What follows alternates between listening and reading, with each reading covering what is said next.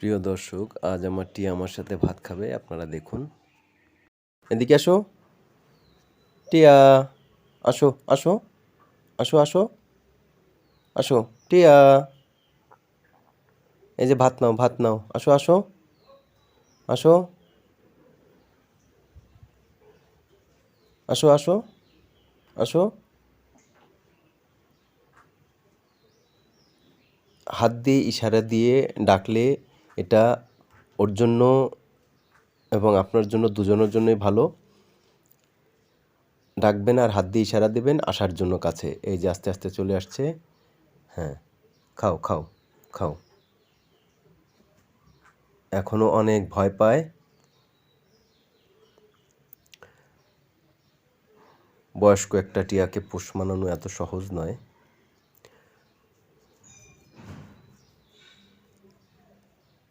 খাও টিয়া, খাও খাও।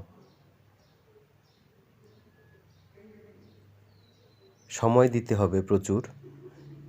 আসলে সময় দেওয়া হয় না এতটা, যদিও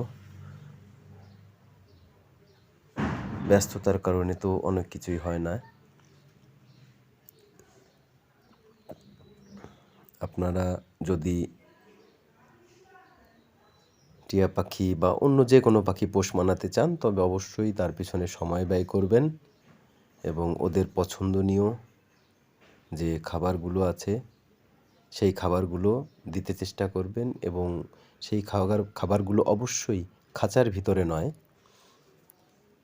আপনি যখন বাসায় আসবেন তখন হয় এসে আপনি ওকে দিবেন, মাঝে মাঝে আপনি দিতে পারেন, কিন্তু সবসময় একটা খাবারই দিবেন না, ঘুরিয়ে ফিরিয়ে খাওয়াবেন।